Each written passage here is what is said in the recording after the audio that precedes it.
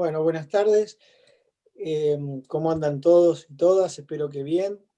Hoy vamos a introducirnos ya específicamente a meternos en cada museo y en cada arquitecto. Decíamos que este módulo, que se llama el proceso de diseño y el proceso creativo, en realidad tiene como objetivo, además de conocer la obra de arquitectura y conocer y seguir indagando sobre el tema museo, tiene también como objetivo es encontrar de alguna manera cómo estos arquitectos y estas arquitectas encaraban su labor de proyecto o encaraban en cierta manera la profesión, ¿no? Que es parte de un proceso, ¿no? Y ser conscientes que un proyecto, una forma arquitectónica, es producto de una sucesión de elementos que se van dando no de manera lineal, sino que se van dando, interviniendo un montón de factores, algunos manejados por el arquitecto y otros que son exteriores. Hace un rato Verónica eh, dio una charla sobre museos que se va a estar subida juntamente con esta charla, así que se las recomiendo porque, como decíamos recién, si bien el objetivo de este módulo es encontrar la manera que cada arquitecto proyectó, es importante también, paralelamente, entender el tema, ¿no? Entender el tema museo. En realidad, por eso nosotros elegimos un mismo tema para poder, a partir de un mismo tema, también poder entender cómo diferentes arquitectos y diferentes arquitectas en diferentes situaciones, en diferentes contextos, ¿no? Encaraban o veían el tema museo, y eso también nos va a dar un parámetro para poder entender la manera de proyectar. Eh, Habíamos también, simplemente por una idea de orden, de ir armando unos pares dialécticos, algunos por relación de cercanía y algunos otros por contraposición. Hoy íbamos a empezar con Le Corbusier, eh, con el Museo de Tokio. Nosotros, además, eh, hicimos una serie elegimos una serie de textos, ¿no? Por lo general algunos escritos por los mismos arquitectos, y en el caso de Le Corbusier estuvimos leyendo un texto muy lindo que es, ¿no?, la arquitectura pura creación del espíritu, que es un capítulo de ese libro que él escribe hacia el año 1925, 1929 también, que es donde hace la idea del Museo de Crecimiento Ilimitado. Y, y eso nos va a servir, juntamente con la idea de museo, para entender un poco el pensamiento y la manera de proyectar de Le Corbusier. Le Corbusier tenía como método de proyecto un método típicamente moderno, de tener una idea, un preconcepto, una idea teórica sobre los temas, sobre todos los temas de la arquitectura y los programas de la, de la modernidad o del mundo que se va a desarrollar. Y en el tema museo creo que es muy característico, porque el museo que nosotros estamos analizando, que es el Museo de Tokio, que se construye y lo proyecta Le Corbusier en el año 1959, ¿no? Es como una reelaboración de una idea teórica que él planteó en 1929, o sea que él tiene esa manera de proyectar, ¿no? Se imagina idealmente un edificio, ¿no? Piensa cómo debe ser el museo del futuro, el museo de crecimiento ilimitado que él le llamaba, y esa idea la va desarrollando a partir de tipologías, en este caso se inspira en un zigurat, que es como una especie de pirámide truncada, y, y es un edificio que él lo considera como indispensable en todos los centros urbanos que va proyectando.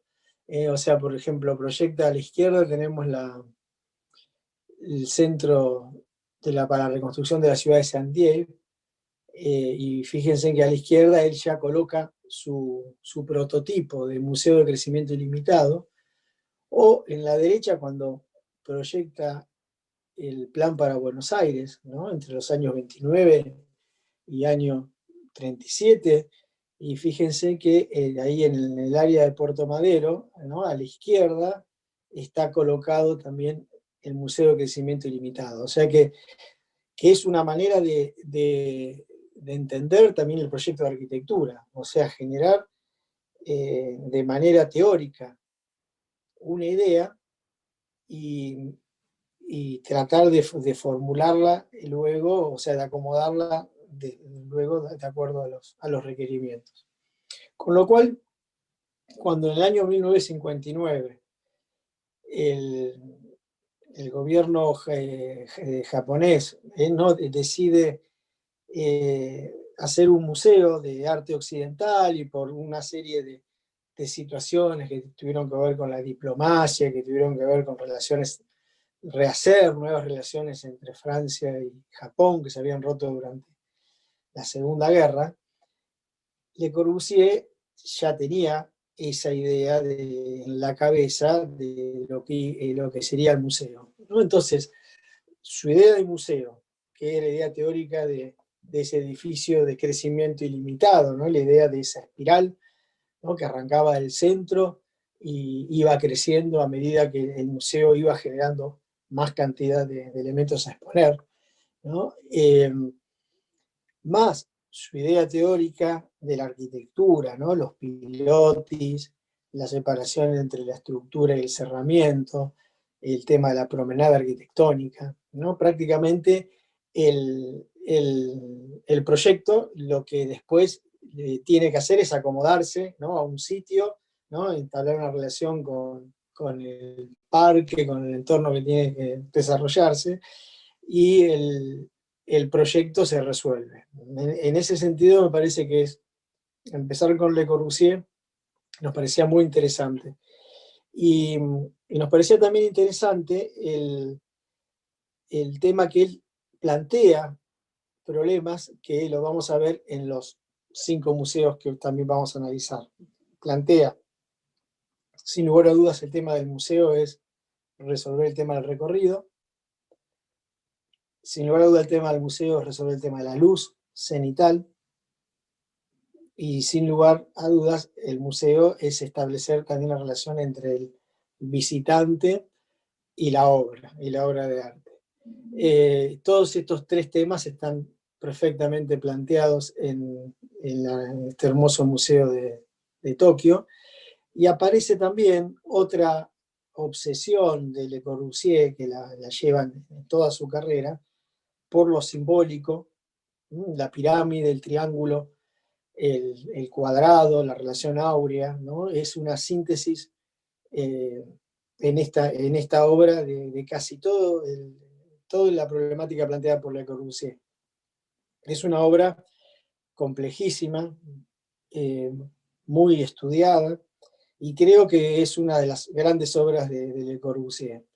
Es interesantísimo, sobre todo la geometría, si ustedes ven la lucarna del centro, ¿no? Que es donde cenitalmente entra la luz al centro del edificio, ¿no? Y si ustedes observen después cuando analicen la geometría de cómo genera a partir de esos cuadrados de 6,35 por 6,35, que es la estructura, cómo toma el triángulo ese, ¿no? El triángulo a partir de la diagonal a 45 grados un triángulo de un cuadrado central, hay una diagonal a 45 y después están los otros ángulos, ¿no? El de 60 y 30, y todas esas relaciones, ¿no? que van surgiendo, que vienen del libro del Modulor, y toda esa obsesión por la proporción, que tiene muchísimo que ver con el texto que leímos también, ¿no? ¿Se acuerdan que en el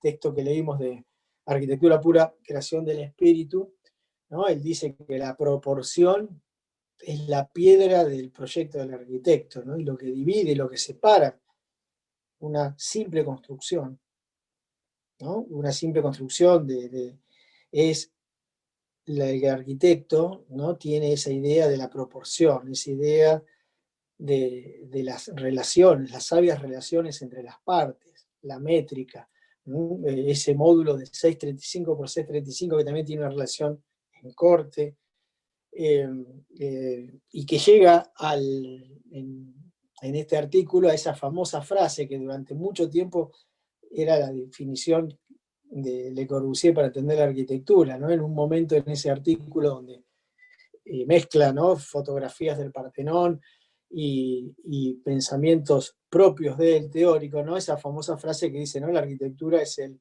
juego sabio, correcto y magnífico, ¿no?, de los volúmenes bajo la luz. Y mucho de esto lo vamos a ver luego en el Museo Kimbell de Cannes, ¿no? La relación de la arquitectura con la luz y la relación también poética que hace Kant con la relación de la luz con el proceso creativo. El Museo de Tokio, le contaba a Verónica que justamente el sábado estuve hablando con el director del Museo de Tokio en un Zoom, y que estaba muy preocupado por el árbol que está en la casa Curuchet. Justamente el sábado hubo una reunión acá en La Plata, en la casa de Curuchet, de los 17 sitios que son Patrimonio de la Humanidad. El Museo de Tokio, justamente con la casa de Curuchet, es uno de esos 17 sitios que son Patrimonio de la Humanidad. Y, y yo creo que están extremadamente bien elegidos, porque son todos edificios complementarios, y el Museo de Tokio, sin lugar a dudas, debe ser el edificio que más sintetiza todo el pensamiento de Le Corbusier, ¿no? Porque están los 5 puntos para la arquitectura, está el tema del recorrido, está la incorporación de lo artístico, hay una modernidad también, porque ya está construido entrando a la década del 60, hay espacio urbano, está la planta libre, y tiene una calidad enorme. Hay muy lindas fotos para entenderlo, y creo que analizando el museo y volviendo para atrás, me parece que es muy significativo de esa manera que tenía Le Corbusier de proyectar, ¿no? De establecer los temas. La otra arquitecta que nos gustaba compararlas, no compararlas, pero sí ponerla al lado de esta obra, ¿no?, es Alina Bobardi, con el Museo de Arte Moderno de San Pablo. Alina Bobardi es, bueno, hemos analizado esta obra y hemos tenido una serie de textos para leer. Hoy agregamos otro texto muy lindo de Van Eyck, contando un poco la visita que él hace al museo unos años por el 84, creo que es la visita de Van Eyck.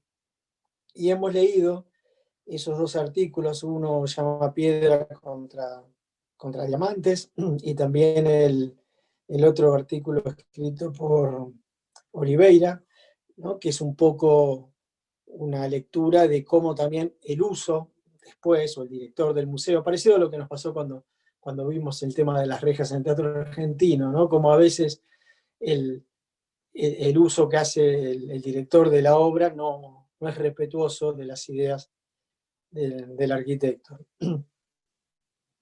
Pero también es muy interesante presentarles a esta arquitecta su historia, su complejidad enorme de su vida y de su historia, y además ver ahora el museo. ¿Se acuerdan que este museo lo habíamos visto en una charla cuando vimos Arquitectura Ciudad?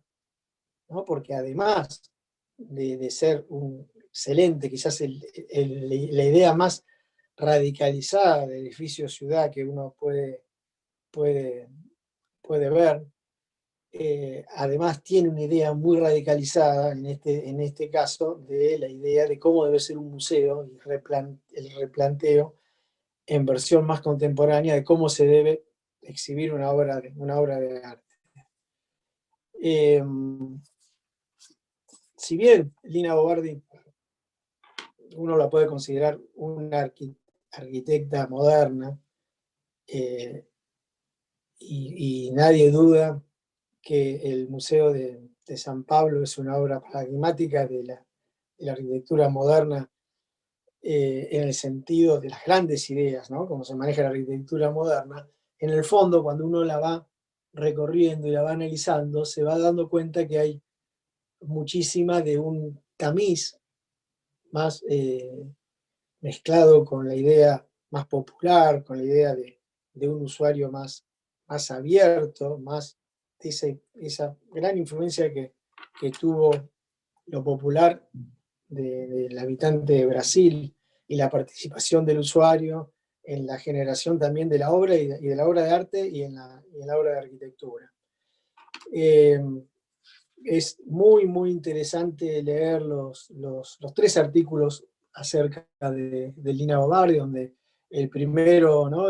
Piedras y Diamantes, es un texto de ella, nos cuenta prácticamente, es como una especie de biografía donde ella cuenta su historia, ¿no? Y que tiene muchísimo que ver esa idea de que cuando ella empieza a trabajar como arquitecta, ¿no? A los meses, cuando forma su estudio, las bombas le bombardean el estudio. O sea, ella estudió arquitectura y empezó a ejercer durante la guerra, y eso le genera también una fuerza en su manera de actuar, y uno no puede no entender la arquitectura de Lina Bobardi sin entender su historia, como cualquier eh, proceso creativo, ¿no? Uno cuando lee un músico, lee por qué un artista produce lo que produce, además de tener su sentido estético, su sentido de lo que entiende por el oficio, también tienen que entender su situación, contexto histórico, de dónde estudió, de dónde vino, qué empezó haciendo, y eso también la obra es esa gran síntesis de todas esas influencias. Sin lugar a dudas, el Museo de San Pablo de Arte Moderno, juntamente con el Centro Pompey, también en San Pablo, son las 2 obras más importantes y más paradigmáticas de Lina Bobardi. Pero me parece que me voy a detener acá, porque me parece que nosotros vimos el museo, desde el punto de vista urbano, desde el punto de vista arquitectónico, ¿no? Y desde ese punto de vista es claro, es una obra moderna, ¿no? Son los 4 pilares que dan esa gran edificio de 70 metros de luz, ¿no? Puesto a esos casi 7 metros de altura de la plaza, ese gran espacio que hace Lina Bobardi para la ciudad, esa plaza cubierta, para que el ciudadano penetrara en esa ciudad. Esto un poco había quedado de antemano, cuando ella se pone a proyectar.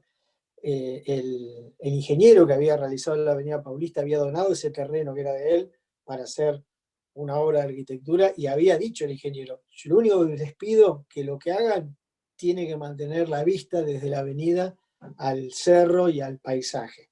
O sea que, fíjese que cuando ella entra con su modernidad, el proyecto ya venía de antes, o sea que tampoco es el arquitecto, diríamos, especie de mago o que inventa las cosas de la nada, ¿no? Lina se empalma de una manera brillante en una idea, en una historia, ¿no? Y sí, como ella decía, sin nostalgia, hay que mirar el presente y del presente salir para adelante.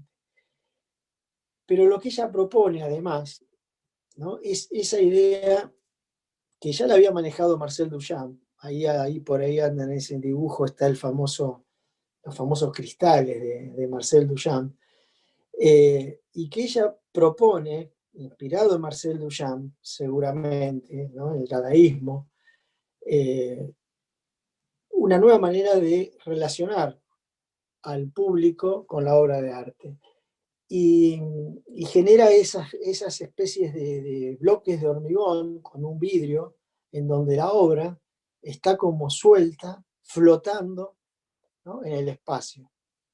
Que también tiene que ver un poco con la imagen de a la izquierda es ella y es su diseño de los primeros muebles en su casa de vidrio, ¿no? Como si estuvieran flotando en el aire entre dos planos horizontales.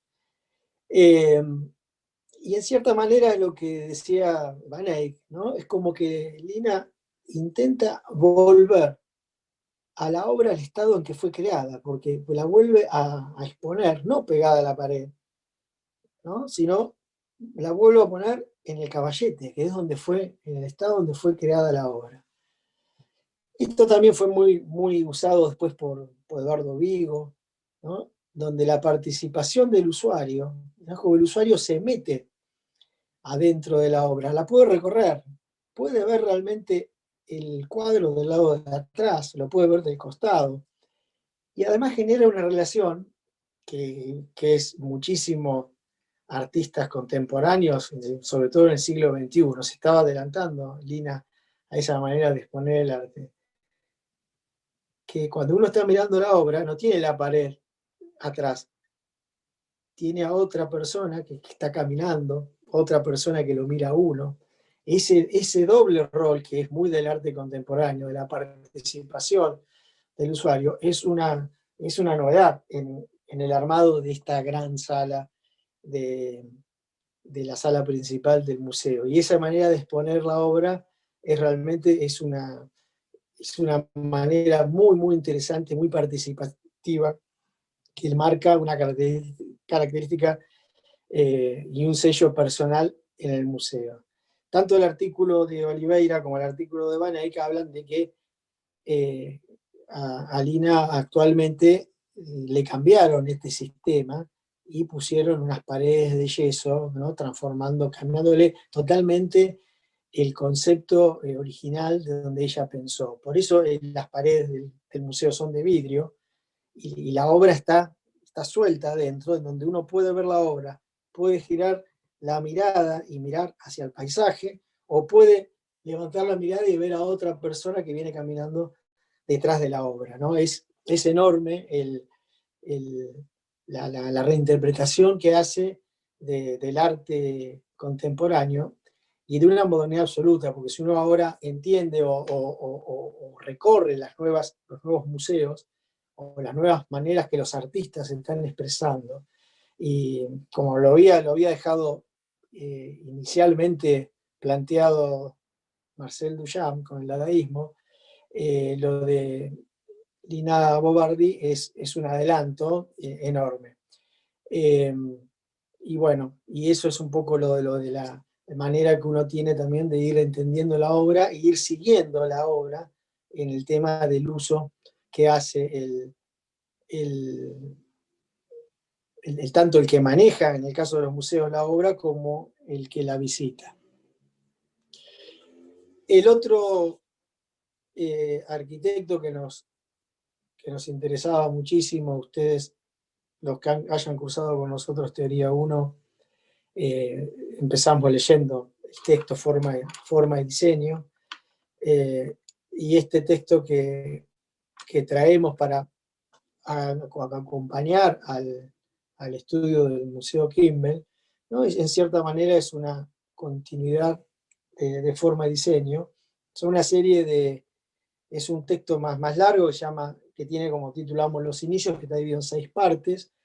Y bueno, yo creo que en este texto, que es difícil de leer, que tiene múltiples interpretaciones, ¿no?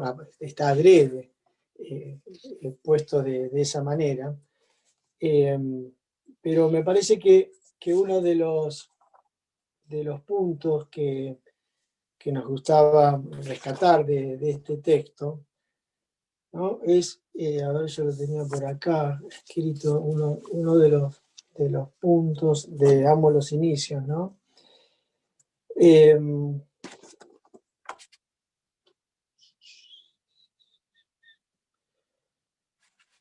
Sí, claro, porque son muchos los puntos que digamos, los inicios nos puede dar, ¿no? Uno va pasando por diferentes puntos pero me parecía que la teoría de las inspiraciones, me parecía que yo quería contarles y resaltar dentro de eso. Nosotros habíamos visto, ¿se acuerdan? El año pasado con lo mensurable y lo conmensurable, ¿no? En forma y diseño, ¿no? El tema de que la forma era la idea general que tengo sobre un tema, y el diseño, ¿no? Es un, ya es un proyecto determinado, con una tecnología determinada específicamente, en un sitio, ¿no? Esa diferencia que vimos cuando veíamos entre lo conmensurable y lo inconmensurable. Pero dentro de este artículo, dentro de un montón de cosas que va diciendo y a propósito las va mezclando, y que es difícil encontrar el orden, pero a la larga tiene un gran orden esta serie de estos 6 puntos que él va, va tomando. Pero hay un texto, hay una parte, un concepto muy, muy interesante que lo toma Norbert Schulz en un libro muy, muy hermoso que se llama Idea e Imagen, que es el concepto de las instituciones del hombre. O sea, Kant vuelve atrás, antes de la existencia de la arquitectura, ¿no? Y él dice que eh, lo que rige al ser humano son las inspiraciones. Que las inspiraciones, en cierta manera, es lo que él llama el silencio, ¿no? Cuando ahí están las inspiraciones, no hay todavía existencia ni de edificios ni de elementos, son inspiraciones. Y él dice, los tira así al pasar, ¿no? Pero la inspiración a aprender, que luego esa inspiración de aprender surge, ¿se acuerdan cuando veíamos esos dos, el hombre que se posa debajo de un árbol y escucha a otro, empiezan a dialogar, y esa inspiración a aprender hace que surja la institución escuela, y una vez que surge la institución escuela, esa inspiración a aprender, esa inspiración a educar, lleva a la construcción de edificios, escuelas, ¿no? Entonces va como más atrás, va siempre al origen. Por eso, con lo que él dice, amo el inicio, al inicio de todo. ¿Qué había antes de lo que era antes? Entonces él dice, bueno, la inspiración a aprender, una inspiración que surge después de la institución de escuela. La inspiración a expresarse, ¿no? Que tiene que ver seguramente con la inspiración, con la construcción de otros tipos de edificios, el teatro, también el museo, ¿no? La inspiración al bienestar, la inspiración a encontrarse, todas esas teorías que él anda por ahí en un momento del artículo, ¿no? Que es lo que según él va pasando de ese umbral, de lo que es el silencio a lo que es la luz, ¿no? Y en el paso de ese proceso creativo entre el silencio y la luz está lo que él llama los umbrales, ¿no? Y que cada umbral, cada uno tiene un umbral diferente, ¿no? Ese paso en lo que uno podría llamar comúnmente la inspiración, lo que podría llamar de alguna manera, ¿no? Cómo surgen los elementos. Si bien nosotros nos hicimos más, eh, eh, más hincapié en leer el primero, que llamamos Los Inicios, el texto es muy interesante, ¿no? Y tantos los 6 puntos de este texto me parece que es muy interesante, y es un texto que uno lo puede leer ahora, ustedes lo pueden leer el año que viene, lo van a poder leer cuando estén finalizando la carrera, y como gran texto, como son los textos de Borges o todo gran poema, cada vez que uno lo va leyendo, le va encontrando diferentes lecturas y diferentes sabidurías a este texto.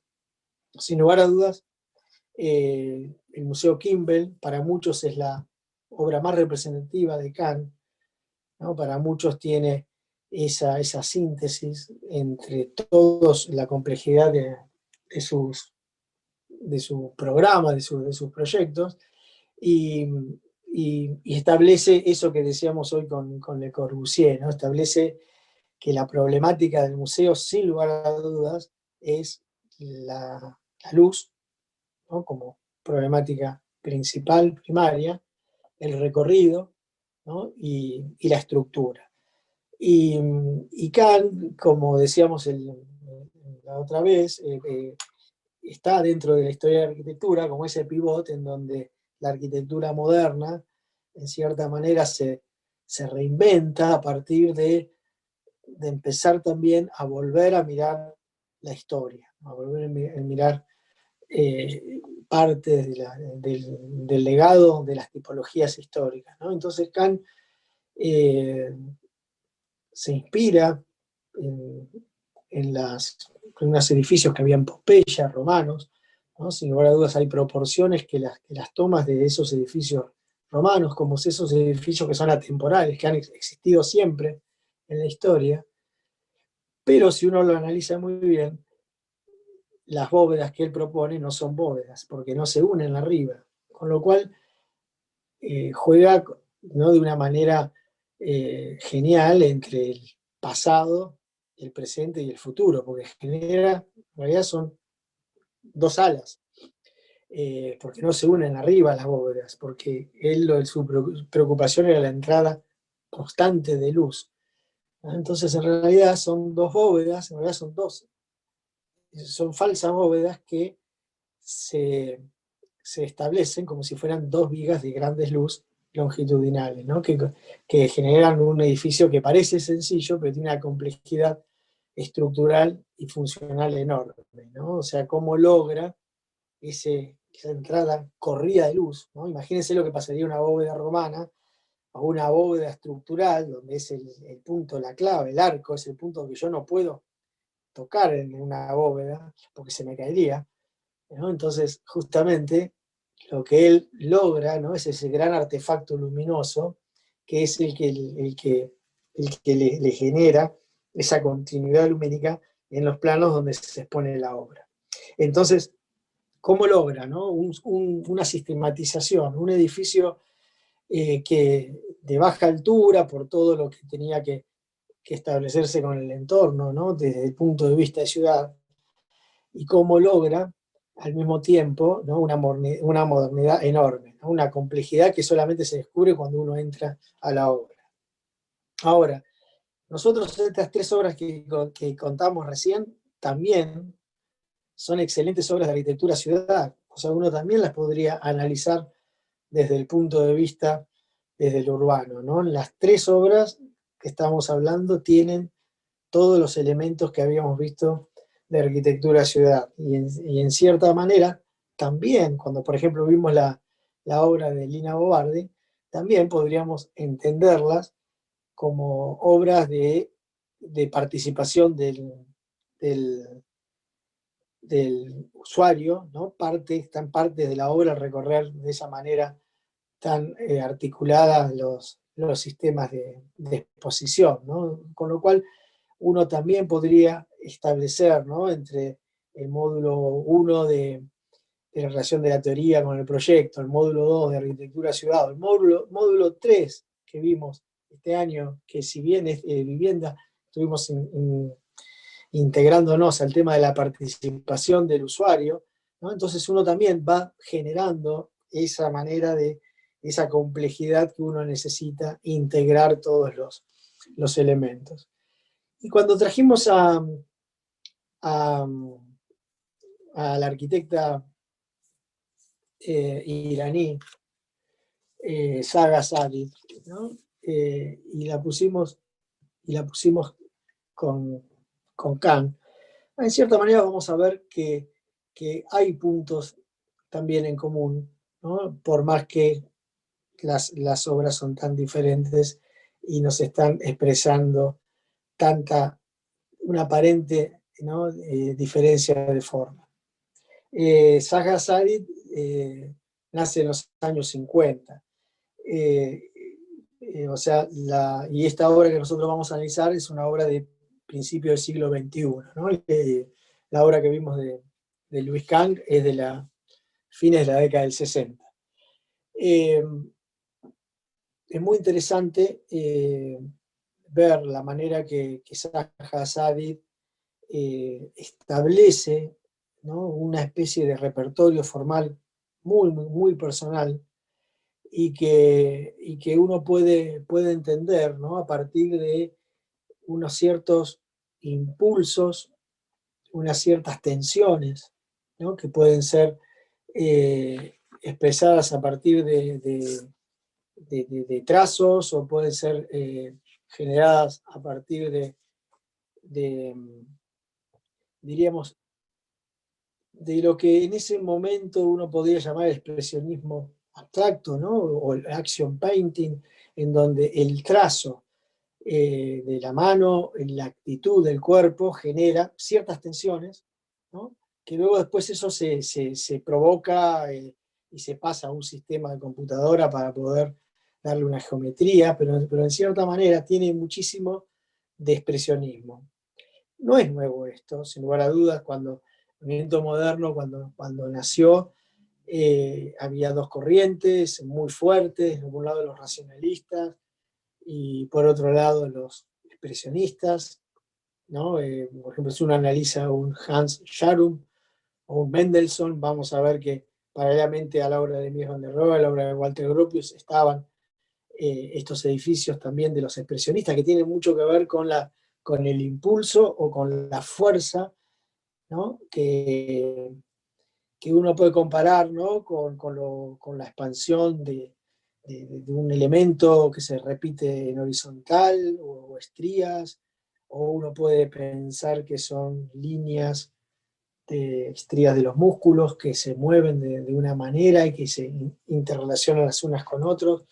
También lo puede pensar como autopistas, ¿no? De sistemas circulatorios o cables, ¿no? Que llevan electricidad. O sea, hay toda una idea pero hay todo un contenido formal nuevo y una idea de una nueva geometría, no euclidiana, una geometría que tiene que ver con las tensiones, que tiene que ver con el movimiento. Justamente hablando de la geometría, de la extensión, del impulso que Zaha Hadid le da a toda su arquitectura, ¿no? De esa idea de expansión en horizontal de los elementos y de la repetición.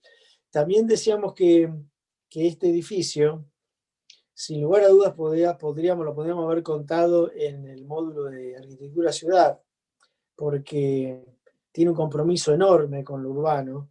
Cuando ustedes lo busquen, y les recomiendo entrar al Google Earth para verlo cómo está implantado en el norte de Roma, y cómo genera una conexión peatonal, ¿no? De todo este sistema, toda esa tensión que genera para, a través de una diagonal, conectar el museo con el puente y con el Tíber, y con el río.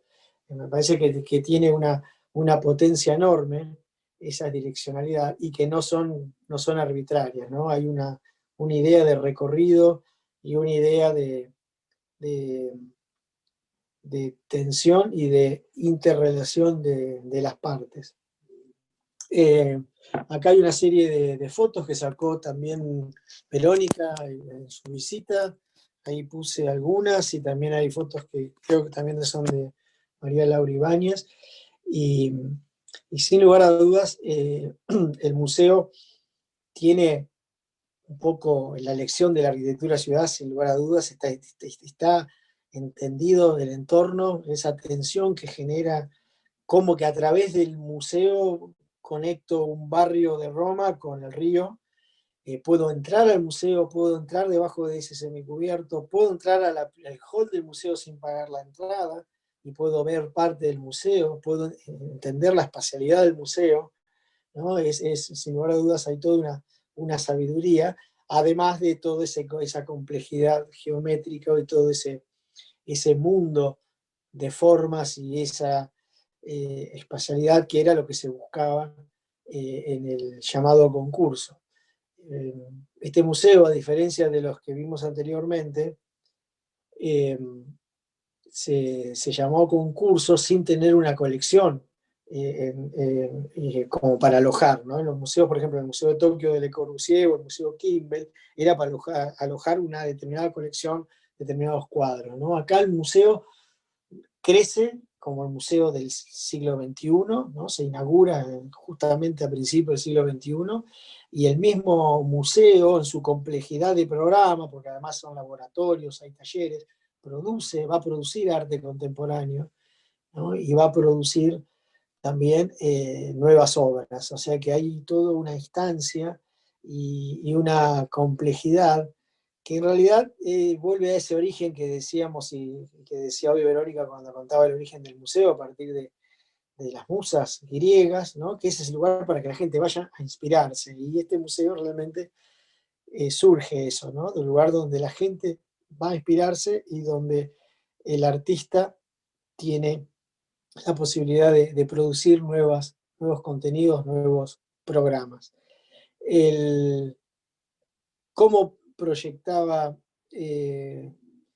Saja, bueno, tiene mucho de personal, tiene mucho de sus impulsos y abre un campo nuevo, formal, a la arquitectura, ¿no? De lo imprevisto, de la utilización de nuevas geometrías y de la utilización de ciertos puntos de la obra, ¿no? Ciertos programas de la obra, o ciertas partes de la arquitectura que pueden, ¿no? Tomar unas geometrías de esta manera y otras partes que no. En este momento, bueno, Saja falleció en el año 2016, murió joven, muy joven, a los 65 años, pero dejó un legado y dejó su oficina funcionando. Ahora, si ustedes ven, por ejemplo, en Buenos Aires se está haciendo una torre de viviendas de lujo. Y bueno, cuando ella tiene que construir o tenía que construir un edificio, inclusive hay un estudio de un docente de instalaciones que analizó el Museo de Roma desde el punto de vista de la estructura de las instalaciones. Hay ciertos puntos de la obra que están apilados, o sea ahí, si ustedes ven, hay un volumen ahí en la punta, ¿no? Que es el que sostiene la gran sala después que vuela sobre la plaza, pero en cierta manera para construir, ¿no? Todo para transformar estas tensiones que son muy estéticas, que son muy seductoras, que son muy dinámicas, a la larga se traduce y el oficio de arquitecto hace que el hormigón tenga que tener una escuadría, que tenga que apoyarse en algún punto, o sea que me parece que también ese contrapunto, ¿no? Entre lo extremadamente libre y las leyes de la estática, me parece que es lo que da la elección de esta excelente obra en Italia, ¿no? O sea, cómo se puede partir de unas ciertas visiones que tiene que ver con el impulso, tiene que ver con el impulso de la mano. Estas, por más que después se tengan que pasar a un sistema de computadora o a un sistema de ordenador para los cálculos y para traducir esto en los espacios, en los estudios de maquetas electrónicas, etc., el origen de las obras de Saja son su impulso y es humano. No creo que el estudio pueda seguir haciendo estas obras con esta plasticidad y esta frescura sin ella, ¿no? Es lo que tiene el expresionismo, o es lo que tiene este tipo de manera de proyectar, ¿no? Parece que va a ser difícil, ¿no? Es la libertad del trazo, sin lugar a dudas es la libertad del trazo y es la fuerza de la mano y el impulso, ¿no? El impulso nervioso sobre el lápiz, sobre el trazo, sobre el papel, sobre la transformación. Otra eh, arquitecta, en este caso muy cercana a Lina Bobardi, porque es una arquitecta italiana que nace con 13 años de diferencia, ¿no? Nace Lina Bobardi, nació en 1914, ¿no? En plena, cuando estalló la Primera Guerra, y Gaetana Gaia Blenti nace en el 1924. Y mira, pero 1927 nace, 13 años después. Y me parece que es muy interesante también entender, porque surgen de manera parecida las dos arquitectas, tanto Lina Bobardi como Gaia Blenti, empiezan a trabajar en las grandes revistas de moda y de arquitectura que generó la posguerra italiana, las tres grandes revistas, tanto la Casa Vela como la Domus, como la Lotus, ¿no? Fueron, sin lugar a duda, guía en el diseño de la arquitectura, el diseño industrial, el diseño de modas, el diseño de la totalidad. Y Aulenti, tanto como Lina y tanto como los arquitectos que surgieron desde la Bauhaus, como Le Corbusier, como Breuer, Mies van der Rohe, establecieron parámetros de diseño total, o sea, diseñaban desde la ciudad, desde un edificio histórico, desde un museo, hasta un mueble, ¿no? O un artefacto. Lina diseñó también unas hermosas sillas que las empezó a fabricar en Brasil, pero Guy Aulenti generó una enormidad de productos industriales eh, con sobre todo sillas, muebles, artefactos, y también, a nuestro entender, fue influenciada por Marcel Duchamp.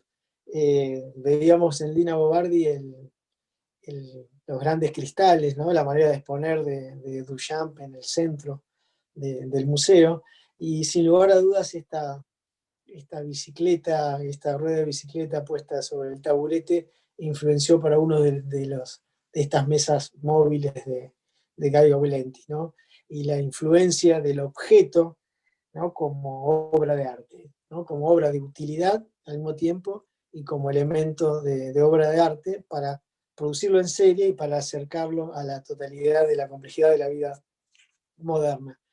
Pero lo que, lo que vamos a ver en este caso, de la manera de proyectar de Guy Aulenti, es su especialidad, que también se especializó en museos, y se especializó en museos en el sentido de que, como buena italiana, de estar muy metida dentro de un país con un patrimonio histórico enorme, empezó trabajando sobre edificios en Venecia, edificios en Roma, edificios con una carga histórica enorme, para transformar palacios o transformar viejos edificios en museos nuevos. Y, y cuando le toca, me deciden darle a ella y a su equipo el Museo de la Gare de Orsay, eh, eh, se encuentra con un desafío enorme. La Gare de Orsay, ¿no? Era igual que el pasaje de Dardo Rocha cuando lo vimos nosotros, ¿no? Era una antigua estación, ¿no? Museo y hotel de lujo, ¿no? Que se construyó especialmente para la Expo Internacional de París de 1900.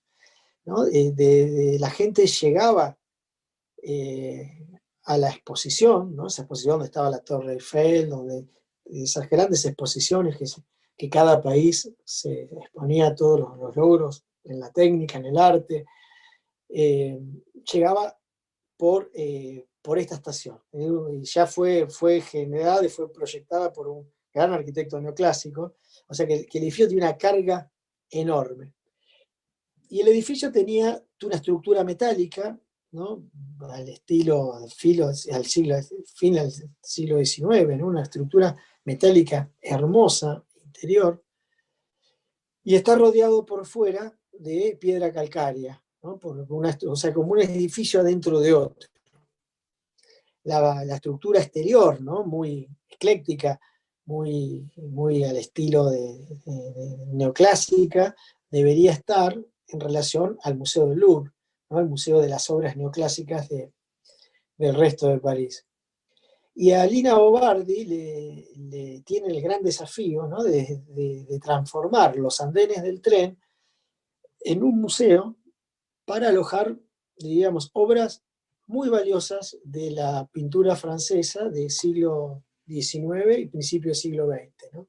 Ahí están los impresionistas, están los expresionistas, están los primeros Van Gogh, hay una serie de pinturas francesas de un valor enorme. Pero lo que hace Lina Bo Bardi es volver también a entrar en contrapunto con ese antecedente industrial, ¿no? de hierro, y vuelve a construir como un edificio duro, cerrado, en piedra, adentro del otro edificio, ¿no? Entonces genera mucha controversia, fue muy criticada, este proyecto es muy criticado, sobre todo por los franceses, ¿no? Porque fue un equipo italiano el que lo hizo, pero, pero hay que entender también la época que hizo y cuál es el sentido, ¿no? De generar ese edificio adentro de otro edificio y generar también ese contrapunto, ¿no? Hacia el interior. Eso que ven ahí a la izquierda es un tren eléctrico. Fue la primera estación con trenes eléctricos del mundo, ¿no? O sea, que Francia mostraba, ¿no? A fines del siglo XIX toda esa modernidad. El tren eléctrico, la electricidad llevada a la estación, pero en cierta manera la pintura que está dentro, que está expuesta, tiene que ver con esa idea también de mantener la historia, de mantener el contacto con esa idea. Bueno, es muy, muy interesante cómo plantea esto. En el texto que analizamos hay un corte, muy interesante el corte que hace Guy Aulenti para entender ese edificio que está haciendo adentro del otro edificio y cómo además ese edificio mantiene la espacialidad original de la estación. Eh, Su arquitectura es muy versátil, es muy libre. Creo que es la imagen del estudio de ella. Es un poco todo un estilo de posguerra que manejó el diseño italiano, y Guy Aulenti fue una exponente de lo que fue el diseño italiano en la posguerra, ¿no? Diseñó de museos hasta sectores urbanos. Hay una plaza en Milán, Guy Aulenti, sectores de edificios más urbanos, diseñó museos, y diseñó objetos de todo tipo, ¿no? Decíamos en la otra clase que de envases de perfumes, eh, mobiliario pequeño, lámparas, máquinas de escribir, eh, y esta es un poco esa libertad que ella tiene, es el estudio vivienda de ella, ¿no? La libertad que tiene para ir agregando complejidad hacia el tema del diseño y en la incorporación de los elementos en la vida. Y por último, el sexto personaje es un personaje suizo, ¿no? Igual que Le Corbusier, eh, Peter Zumthor, eh, y en su manera de proyectar podríamos decir que es como el contrapunto de Le Corbusier, ¿no? Le Corbusier, ante un tema, él tenía un preconcepto, o se generaba una teoría anticipada de lo que debería ser un museo, lo que debería ser un edificio de vivienda, lo que debería ser el mundo, ¿no? En general. Y Peter Sampton,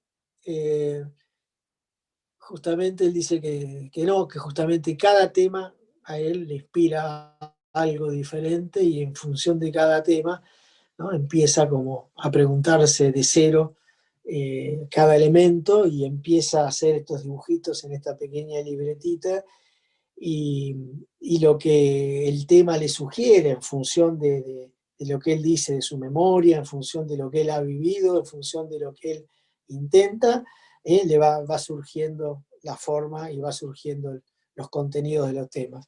Igual entendemos en él que hay como una tradición, el ser hijo de un carpintero y ser ebanista, que cuando él tiene que después transformar esas ideas que surgen, según él, de la experiencia, de la fenomenología, de lo que él quiere lograr con los sentidos, lo que quiere lograr con el espacio, siempre aparece una vocación por la artesanía, una vocación por el detalle, ¿no? Que lo caracteriza como su obra, ¿no? Y usa muchísimo la madera, ¿no? Y bueno, acá antes de mostrar, entrar al museo, trajimos dos pabellones, por ejemplo, ¿no? El pabellón de la Serpentine Gallery, en donde quiere retomar la idea del patio, ¿no? La idea de ese espacio y de contrarrestar, ¿no? La naturaleza con la cultura, y la idea de detalle, ¿no? La idea de serie. Siempre él diseña un detalle casi de artesanal, como si fuera un mueble, y ese detalle es el que se repite y es el que lo ayuda a él a entablar el proceso de diseño, ¿no? Podríamos decir como que diseña una parte y el todo al mismo tiempo, pero está muy en el oficio de la producción de la obra.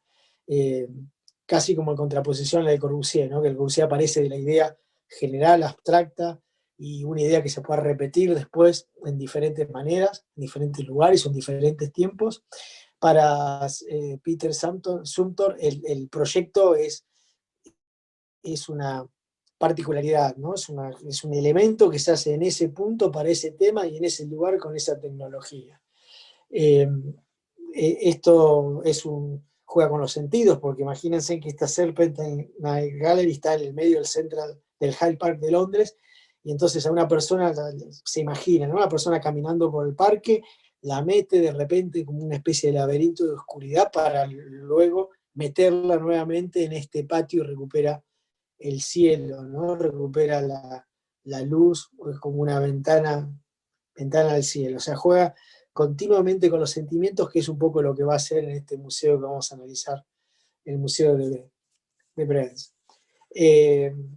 Después cuando vemos otra obra que trajimos, que es el pabellón para Hannover, que también lo tenemos, ¿no? Aparece también esta manera de proyectar de él, que tiene que ver también con una idea minimalista y una idea de arte abstracto, ¿no? También está bastante influenciado por el arte, diríamos, neoplasticista o el arte abstracto actual. Este es el pabellón para la exposición suiza en la Expo de Hannover, ¿no? Y es un pabellón hecho por listones de madera, ¿no? Como si fueran líneas, pero en realidad tiene una materialidad muy concreta, que son esos listones de madera que no están clavados, ¿no? Que están apoyados y están trabados por unos tensores, con la posibilidad que cuando se pueda desarmar, ¿no? O sea, que también tiene que ver con esa noción de arte efímero, ¿no? Que están del arte contemporáneo, ¿no? Que es un arte que se puede armar, ¿no? Se puede recorrer, pero después se puede desarmar, ¿no? Y la idea de ese contrapunto entre la línea y los círculos, entre el lleno y el vacío, entre el recorrido. El pabellón suizo de Hannover tiene mucho que ver con esa manera de proyectar y con la manera de las plantas de Sumter, que asemejan muchísimo a una verdaderos, parecen cuadros, ¿no? Cuadros neoplasticistas. Nos podríamos acercar a un arte que estaría entre un Mondrian o un Torres García, diríamos, como esa composición que, que tiene que ver con esa composición que tiene que ver la fuerza de una buena planta de arquitectura, ¿no? Las plantas de Sumter tienen un valor artístico enorme, ¿no? Son cuadros en sí mismos. Las plantas, por supuesto, toda la obra de arquitectura, pero trabaja muchísimo en planta y la planta es lo que le va después a sugerir la espacialidad, ¿no? Estos son los baños, ¿no? Y este un poco el arte minimalista o el arte abstracto que uno puede ver como progreso lineal y progreso lógico de lo que nos enseñó Mondrian o nos enseñó Miró, ¿no? A principio del arte. Uno podría decir que Peter Zumthor es un continuador, tiene una continuación entre lo moderno, pero es sin lugar a duda lo contemporáneo, ¿no? Es como dice Fabrizio Topetti, ¿no? Lo contemporáneo incluye lo moderno, ¿no? Sin lugar a duda es un arquitecto contemporáneo, pero con la inclusión total de esa idea moderna de composición, de elementos sueltos, que a la larga terminan componiendo una obra muy compleja. Este edificio lo podríamos haber usado tranquilamente, como decíamos hoy, en nuestro módulo Arquitectura Ciudad, ¿no? Porque está pensado desde ese punto de vista y está pensado también desde cómo forzar a veces el programa o romper las pautas del programa en función también del sitio y en función de la ciudad. El programa del Museo de Bregenz de Sumter, ¿no? Implicaba un museo, y como todo museo implica también oficinas, implica también una cafetería, implica también ciertos elementos que, que hacen al edificio. Él adrede parte el programa, ¿no? En dos, entonces pone una caja luminosa específica para las exposiciones, y la cafetería y las oficinas y las otras partes del museo las, las articula a partir de una plaza urbana, ¿no? Inclusive se contrasta esta parte de la cafetería y de las oficinas, tienen otra estética, tienen otro tipo de carpinterías, ¿no? Y hace un diálogo de tres elementos, ¿no? Hay un teatro preexistente, está el lago, está la plaza, ¿no? Y está el museo. O sea, fíjense cómo está pensado también desde el punto de vista urbano y desde el punto de vista de la ciudad, porque sin lugar a dudas, si hubiera metido todo dentro de un edificio, hubiera quedado un edificio mucho más grande, ha sido más difícil de lograrlo. Y al sacar la cafetería del edificio, ¿no? Obliga a ese contrapunto entre que hay que salir del museo para ir a la cafetería, y entonces ¿qué es lo que integra la plaza de la ciudad y lo que está integrando un elemento con el otro? Con lo cual, esa constante que nosotros decíamos, todo arquitecto moderno y contemporáneo, todo gran edificio moderno y contemporáneo que tiene que ver esa idea de tener en cuenta la ciudad, en estas 6 obras que analizamos, las 6 obras son arquitectura ciudad también. Pero veíamos esta enorme capacidad, esta enorme sabiduría de, de Peter Sumter, ¿no? Porque uno puede ver, cuando uno analiza esta obra, tiene muchísimo del neoplasticismo, tiene muchísimo del pabellón de Barcelona, ¿no? Cómo articula los planos estos que a él le sirven, en este caso le sirven de estructura, y también le sirve para apoyar después las obras de arte, pero también le sirve la idea de Le Corbusier, ¿no? Cuando Le Corbusier separa, ¿no? En los 3 puntos, en los 5 puntos de arquitectura, separa, ¿no? La estructura de los dos cerramientos, ¿no? Le Corbusier pone la estructura adentro, pone el vidrio y pone después el brisolé. Bueno, él también toma de Le Corbusier, toma esa idea de las 3 capas, ¿no? La estructural, que en esos 3 planos de hormigón logra sostener este sagrado losa. Al mismo tiempo esos planos le sirven para exponer las obras. Un segundo piel, que es la piel que cierra, que es la piel de vidrio, que es la que genera la separación del edificio con la ciudad, y una tercer piel, que es una especie de brisolei, pero en lugar de ser de hormigón, como usa Le Corbusier, es de vidrio, que deja pasar el aire, y que es lo que genera esa especie de luminosidad y de protección de la primer piel, ¿no? Es interesantísimo, y luego vuelve a tomar la lección de Kant también, de cómo maneja la luz. Entiende que el museo también tiene que ver la luz, y en cierta manera repite ese mismo texto de Kant, en donde Kant separa estructura de la luz y dice que, bueno, donde hay estructura no hay luz. La luz atraviesa a través de la estructura. Bueno, aparecen un montón de citas y un montón de interrelaciones entre una obra de, de un proyecto muy, muy interesante y un proyecto con mucha síntesis, pero al mismo tiempo que expone un sinnúmero de complejidades. Está el tema del recorrido, está el tema de la luz, y tiene que haber también otro tema, que es cómo se expone hoy una obra de arte, ¿no? Y sin lugar a dudas está la manera que se expone el arte contemporáneo. Está entendido que, que hoy el arte contemporáneo se expone de alguna manera sobre una pared, pero como nos había sugerido Yalina Bobardi, ¿no? El arte contemporáneo necesita también de otros soportes, ¿no? Necesita también de poder recorrerse alrededor de él, ¿no? Entonces por eso que aparece esta idea de esta gran sala,